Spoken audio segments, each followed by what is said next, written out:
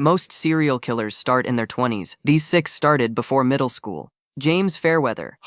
On March 29, 2014, a man walking through Castle Park in Colchester, England, found someone lying in a pool of blood at 5:45 in the morning. The victim was 33-year-old James Atfield.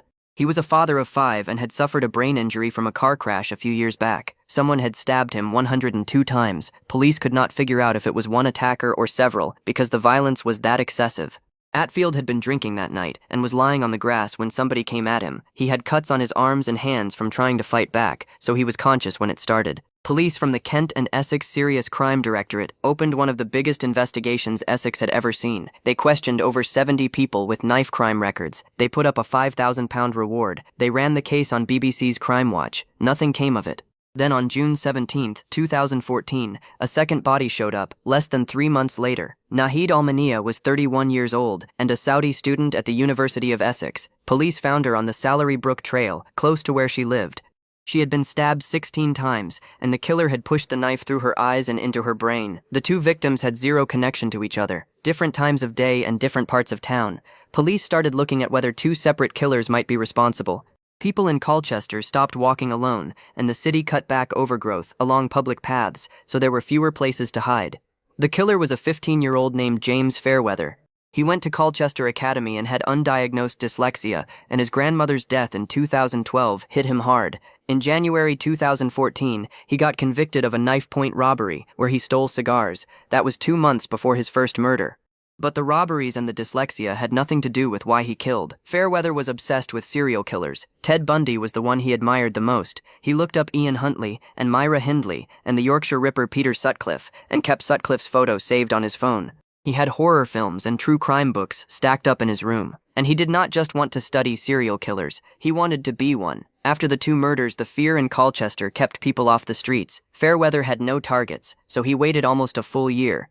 Then on May 27, 2015, a woman out walking her dog early in the morning spotted a teenage boy crouched down in the bushes. He was wearing surgical gloves and had a knife on him. She called the police.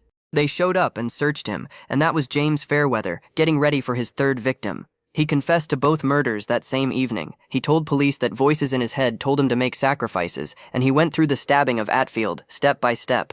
But a psychiatrist brought in by the prosecution looked at Fairweather and said the hallucination claims were made up. The way he described the voices sounded like he had copied it from a horror movie. His lawyers tried to argue diminished responsibility at trial. The jury did not buy it. They convicted him on 2 counts of murder. Fairweather later told doctors he had plans to kill 15 more people before the dog walker caught him. He got life in prison with a minimum of 27 years. He was 15 when he killed and 17 when they convicted him. His whole run as a serial killer ended because one person decided to walk their dog at the right time. Harvey Miguel Robinson. Harvey Miguel Robinson was first arrested when he was 9 years old. By the time he turned 17, he was breaking into women's homes in Allentown, Pennsylvania, and killing them. Robinson was born on December 6, 1974. His father was a jazz musician from Pottstown who drank heavily and beat Robinson's mother until she left. The father had already been convicted of voluntary manslaughter back in 1963 for beating his 27-year-old mistress Marlene Perez to death. She was hit so many times in the head and face that police said she was nearly unrecognizable. And Robinson grew up worshiping this man. In school, Robinson won awards for his essays and did well in sports, but he also showed signs of severe conduct disorder early on. Teachers noted he could not tell right from wrong and had a deep hatred for any kind of authority. He got arrested multiple times as a juvenile for burglary and assault and threats. By his mid-teens, he was using drugs regularly. On August 5, 1992, Robinson broke into the home of 29-year-old Joan Burgart in East Allentown. He beat her 37 times and left her dead on her living room floor. Her body was not found for days. Near her was a plate of cookies she had been eating before going to bed. Robinson was 17 years old. Then on June 9, 1993, a woman on East Gordon Street looked out her window and noticed a newspaper cart sitting abandoned between 2 parked cars. The cart belonged to 15-year-old Charlotte Schmoyer, who delivered papers for the morning call. Police found her bicycle and her portable radio left behind too. A few hours later, they followed a tip to a wooded area near the East Side Reservoir and found a trail of blood leading from the parking lot. Charlotte's body was in the woods. She had been stabbed 22 times and her throat was slit. Less than 3 weeks later, on June 28th, Robinson broke into the home of Denise Sam Cowley while her husband was out of town. She woke up to find him in her house and ran for the front door. He chased her down and attacked her on her front lawn. She fought back hard enough that he eventually ran off. But Robinson was not done with her. On July 14th, he killed again. His third victim was 47-year-old Jessica Jean Fortney. She was strangled in her own home.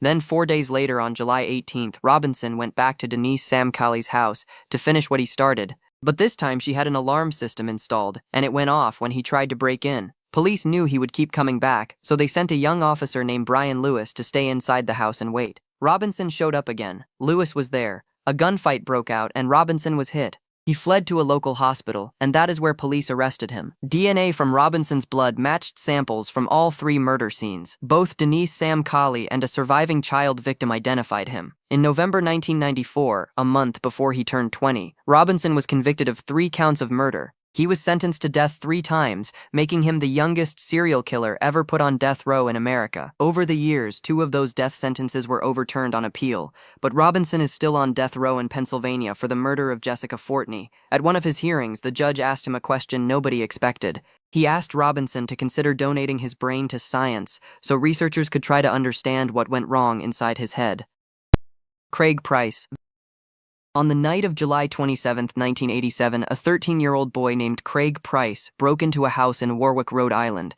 The house was 2 doors down from his own. He grabbed a knife from the kitchen and stabbed 27-year-old Rebecca Spencer 58 times. Then he went home.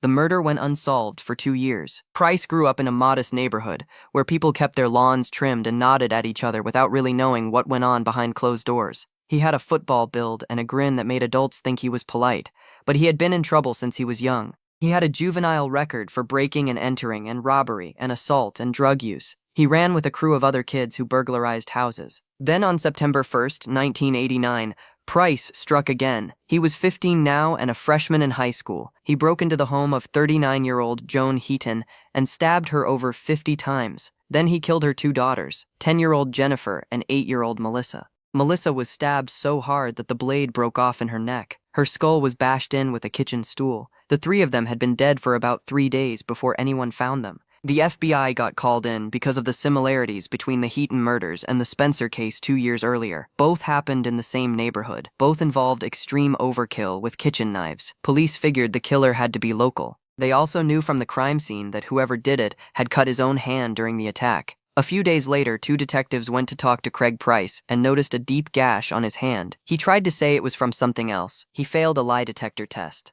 Police got a search warrant and found bloody knives and clothing at his house. A bloody sock print at the scene matched his size 13 feet. At the police station, with his mother sitting next to him, Price confessed to all 4 murders calmly. He showed no emotion at all. He even mimicked the dying sounds of the girls he killed. But here is the part that made Rhode Island lose its mind.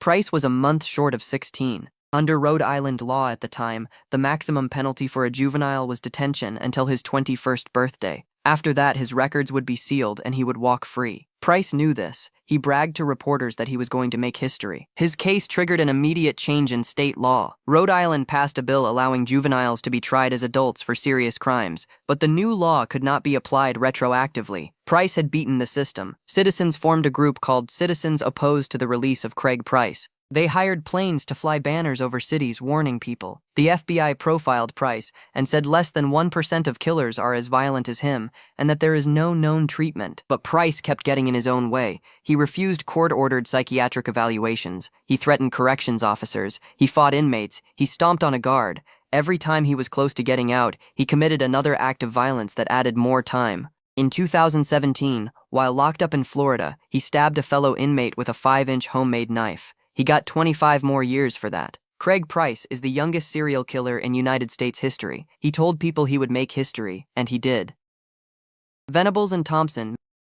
On February 12, 1993, 2 10-year-old boys walked into the New Strand shopping center in Bootle, near Liverpool, England. They had skipped school that day. They wandered around the mall for a while, trying to steal things. Then they noticed a 2-year-old boy named James Bulger. He was with his mother Denise, but she had looked away for just a moment. The The two boys walked up to James and led him out of the shopping center. The boys were John Venables and Robert Thompson. Both came from rough homes. Venables had separated parents, and neither one showed much interest in him. Thompson was one of 7 kids, and his mother was a heavy drinker who did not give him much attention. They were 10 years old, both of them. Security cameras at the mall captured the moment they took James by the hand and walked him toward the exit. That footage would later be seen by millions of people across the country, but at the time, nobody raised an alarm. The boys took James on a walk that covered nearly 2.5 miles through Liverpool. Several adults noticed them during the walk. Some of them thought it looked odd, but when the boys said James was their little brother, or that he was lost, people just shrugged and kept going. They led James to a railway line near Walton and Anfield Station. What happened there was brutal enough that police initially assumed an adult must have done it. The boys threw bricks and stones at him. They kicked him. They shoved paint into his eyes. At some point, they dropped him on his head. Then they placed his body on the train tracks, hoping a train would run over him and cover up what they did. A train did run over James later that night, but he was already dead before it hit him. When James was reported missing, his mother went out of her mind, searching for him. Police jumped in fast, but had nothing to work with. 2 days later, on February 14th, James's body was found, still on the tracks. Investigators saw injuries on the body that a train could not have caused. Trains do not throw rocks. Then the CCTV footage from the shopping center was released, and the public saw what no one expected. The grainy video showed a toddler being led out of the mall by 2 small figures, not adults, children. On February 20th, 1993, Venables and Thompson were arrested. They were 10 years old, and they were charged with the abduction and murder of a 2-year-old. During questioning, Venables cried, but it was hard to tell if it was guilt or just fear of getting caught. Thompson was calm the entire time, cold. It also came out that they had tried to kidnap another child earlier that same day, but that boy's mother had stepped in and scolded them, and they ran off. They had every intention of doing this from the start. Their trial became one of the biggest events in British legal history. 2 boys not even old enough for secondary school being tried for murder. They were convicted in November 1993 and sentenced to be detained at Her Majesty's pleasure, which is British legal language for an indefinite sentence, but in 2001, both were released. They were 18. They got new identities and walked into new lives as if nothing happened. Venables could not stay out of trouble. He was arrested in 2010 for possessing child abuse images. He went back to prison and was released in 2013. Then in 2017, he was caught again for the same thing. He got 40 months that time. Thompson has stayed off the radar. Nobody knows where he is or what name he goes by now. Both of them are out there somewhere. The Axeman. They called him the Axeman, not because he brought one, but because he used yours. Between May 1918 and October 1919, someone broke into homes across New Orleans and attacked people while they slept. At least 6 people died. 12 more survived with head wounds so severe some never fully recovered. The killer never brought a weapon. He chiseled out a panel in the back door, stepped inside and grabbed whatever axe or razor he could find in the house. Then he went to work on whoever was in bed. Most of the victims were Italian-American grocers. Joseph and Catherine Maggio were the first confirmed targets. On May 23, 1918, they were found in their bedroom. Joseph's throat had been cut. Catherine had been beaten with an axe that belonged to the family, their own axe. A chisel and the removed door panel were left on the kitchen floor. Nothing was stolen. The pattern repeated through the summer and fall. The killer hid at night. He always entered through the back. He always used a weapon found in the home. He never took anything, and he never left fingerprints. A retired Italian detective named John D'Antonio told reporters he believed the killer had a split personality and could be a normal citizen most of the time. He compared the man to Dr. Jekyll and Mr. Hyde. On March 10, 1919, the killer attacked the Cortimiglia family. Charles Cortimiglia was wounded. His wife Rosie survived. Their 2-year-old daughter Mary did not. The city was in full panic after that. People reported seeing the Axeman in every shadow. Some men called police to say they had found axes in their backyards. 3 days later, on March 13th, a letter appeared in the Times-Picayune newspaper. The writer claimed to be the Axeman. He called himself a spirit and a fell demon from the hottest hell. He said he would kill again on March 19th at 12:15 in the morning. But he made one exception. Any home where a jazz band was playing would be spared. That night, every dance hall in New Orleans filled to capacity. Bands played in living rooms and on porches across the city. A local composer named Joseph de Villa wrote a song called The Axeman's Jazz and published it the next morning. Nobody was killed that night, but modern criminal profilers looked at the letter years later and said the real killer almost certainly did not write it. The writing style didn't match a serial killer's psychology. The leading theory now is that de Villa himself wrote the letter to sell sheet music, and it worked. The killings continued after the jazz night. The last known victim was Mike Pepitone, attacked on October 27, 1919. His wife heard noise and ran to the bedroom. She saw a large man with an axe leaving through the back. She couldn't describe him beyond his size. Then the attacks stopped. The main suspect was Frank Mumfrey, a pharmacist who used the alias Leon Monfrey and had ties to organized crime. He also ran a jazz business in the Garden District that had been struggling before the letter. After the city was forced to hire jazz bands, his business did unusually well, but nobody ever proved he was the Axeman. Mumfrey was shot dead in Los Angeles in 1921. The woman who killed him was the widow of his last New Orleans victim. She was never convicted either. The Doodler. The Doodler is the only known serial killer in American history who police identified and had in custody and then released, not because the evidence fell apart, because society got in the way. Between January 1974 and September 1975, at least 6 gay men were stabbed to death in San Francisco. The first body turned up on January 27, 1974. An anonymous caller told police there might be a dead person on the beach near Ocean Beach. Officers found 49-year-old Gerald Kavanaugh lying face up. He had been stabbed multiple times. He still had money in his pockets and a watch on his wrist. This was not a robbery. 5 months later, Joseph Stevens was found near Spreckles Lake. He was 27 and worked as a comedian and female impersonator. Then came Klaus Christmann, a 31-year-old German immigrant found by a woman walking her dog. Then Frederick Kappen, a 32-year-old Navy veteran found at Ocean Beach. Then Harold Goldberg, a 66-year-old Swedish immigrant, found decomposed in Lincoln Park about 2 weeks after he died. The killer met his victims at gay nightclubs and late-night diners. He sat down next to them and started sketching small animals on napkins. He told them he was a cartoonist. Then he would draw their portrait. That was the pickup line. It worked every time. Once they were alone, he stabbed them and left their bodies near the ocean or in parks. Police assigned the case to 2 detectives, Rotea Guilford and Earl Sanders, who had helped take down the zebra killers earlier that year. They found 3 men who had survived attacks, matching the same pattern. One was a diplomat. One was described as a well-known entertainer. The third man left the city and refused to help. All 3 identified the same suspect. Police brought the suspect in. He denied everything and got so angry during questioning that he tried to attack one of the detectives. He was arrested for that.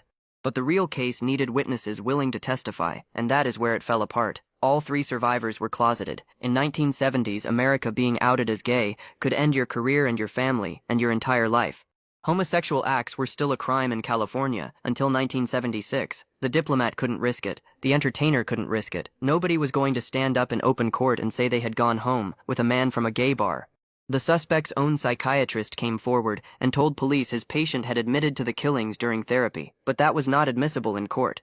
Harvey Milk heard about the case. He told reporters he understood their position and respected the pressure society had put on them.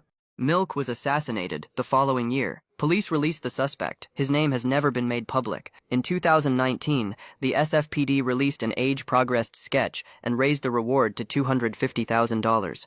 The suspect is believed to still be alive and living somewhere in the Bay Area. He killed at least 6 people. 3 men could have put him away. The closet kept him free. Mary Bell. The day before her 11th birthday, Mary Bell strangled a 4-year-old boy named Martin Brown in an abandoned house in Newcastle, England. It was May 25, 1968. Martin was from the same neighborhood, and Mary had lured him into the building where local kids sometimes played. She choked him to death with her bare hands. She was not strong enough to leave visible marks on his throat. Then she walked away. Martin's body was found shortly after by other children, but nobody suspected murder. There were no visible signs of trauma, and the idea that a little girl could have done it was not something anyone considered. Police ruled it an accident. They thought he had fallen somewhere. The case was closed. A few days later, Mary and her friend Norma Bell, who had the same last name but was no relation, broke into a local nursery and trashed the place. They left notes scrawled on the walls. One of them read, "We did murder Martin Brown." Police looked at the notes and brushed them off as a prank. 2 little girls confessing to murder in crayon on a nursery wall. Nobody took it seriously. 2 months later, on July 31st, Mary killed again. Her second victim was 3-year-old Brian Howe. She strangled Brian the same way she had killed Martin, but this time she went further. After he was dead, she used scissors to cut his hair and scratch up his legs. Then she carved the letter M into his stomach, M for Mary. Her accomplice in the second murder was once again Norma Bell. This time police knew it was not an accident. They launched a murder investigation, and Mary made it easy for them. She could not stop talking about it. She went around the neighborhood asking people if they missed Brian. She took neighbors to the spot where his body had been found, like she wanted to relive the moment. She made comments to police about knowing what happened to Brian because she saw him last.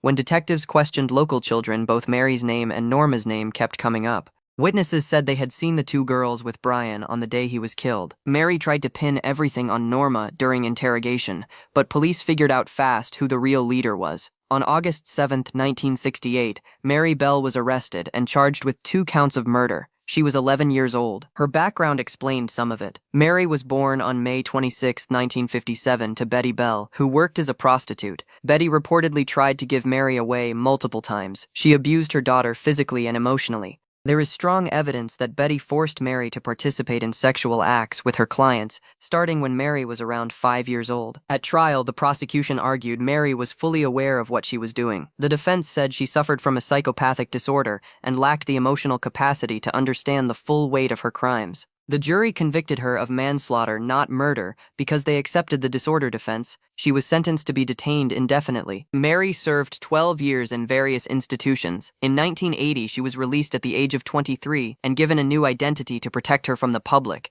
In 1998, she co-authored a book called Cries Unheard with journalist Geeta Sarani. The families of her victims were outraged. Mary Bell killed 2 toddlers before she turned 12, and somewhere out there she is still alive, under a name nobody knows. Amarjit Sada.